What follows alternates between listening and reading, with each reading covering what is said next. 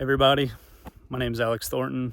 I'm a meteorologist, Virginia Tech graduate, and I'm also a storm chaser. I'm going to be talking to you a little bit about this truck behind me. It's called the Stormcruzzer, and this truck was created by Travis Cruz starting back in 2013. Now, Travis is another Hokie alum, and he started basically from scratch with this truck with the passion to chase storms. So you'll see stock 4-door truck to begin. We've ended with a 6-door truck with all sorts of aftermarket parts and pieces. The idea behind this truck, he wanted to create the most capable vehicle on and off road, and he really did do that. This truck has been through plenty of sponsorships that have helped with individual parts and pieces. You can see obviously 6-door truck, a little bit different than most vehicles, and the idea behind that was to be able to take more crew members, even safer than before, and be able to spread out. In this truck, we're probably on the road for 12 to 14 hours every day. So being able to have your own space and spread out really does help, make it more comfortable, and it's also safer. We're able to not get in each other's business, which is pretty good. Big things about this truck. Number one thing probably most people notice is the exterior of the truck, and it's covered in what's called rhino lining, which is basically a bed liner that you see in most trucks. And the whole idea behind that was to help prevent hail damage. And so we've been in grapefruit size hail with this truck, haven't had a single dent or scratch from hail. You also see the roof rack that extends over the front windshield. And this is also going to help prevent hail damage. That's our most important piece of glass you see right there. So we always want to keep that as safe as possible because it's going to help keep us safe as well. So far, we have not lost a single windshield. We have not lost a single side window due to hail.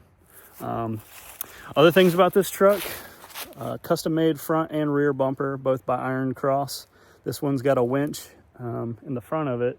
And that's basically just to help with recovery efforts, whether it's ourselves stuck in a ditch or something like that, or other people that we come across that might need help. Now, the other big addition that was made to this truck was this back camper shell. And that's going to house all of our maintenance equipment for the truck, all of our recovery gear, and first aid equipment. And so that really comes into play, especially when we're in a town that's been hard hit, or just really out on dirt roads coming across other chasers that are stuck in the mud. Sometimes we get stuck in the mud. So we try to be as self-sufficient as we possibly can.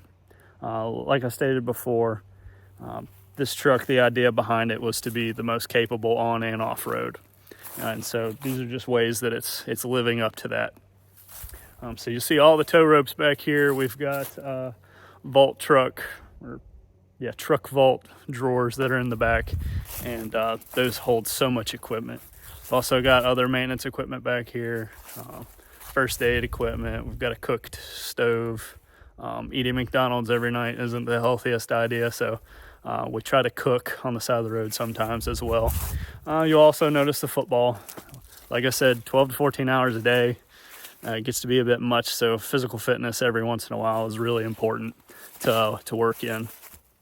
The big thing that comes into play with this truck, especially recently, is being able to communicate. So on board we have Starlink internet, we have ways to boost our cellular service, as well as ham radio and CB radio. And so these things are really going to be becoming important, especially when you're trying to communicate with public officials, National Weather Service, broadcast meteorologists that are local to the area.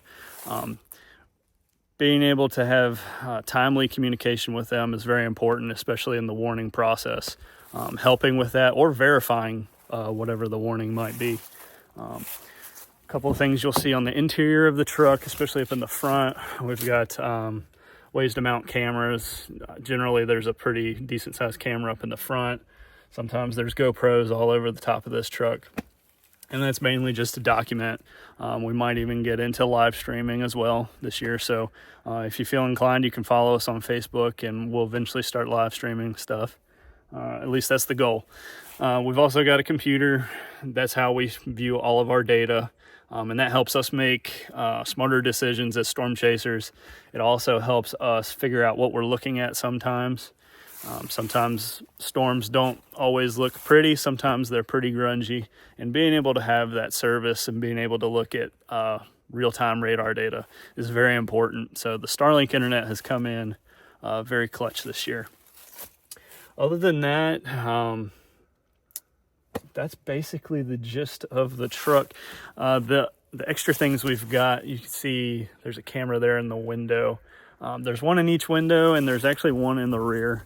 And they're fed to a monitor that's up in the front, so we can actually see our blind spots. Because obviously, this truck's pretty long. It's actually 29 feet long. So it just really comes in handy to have that extra viewing spot.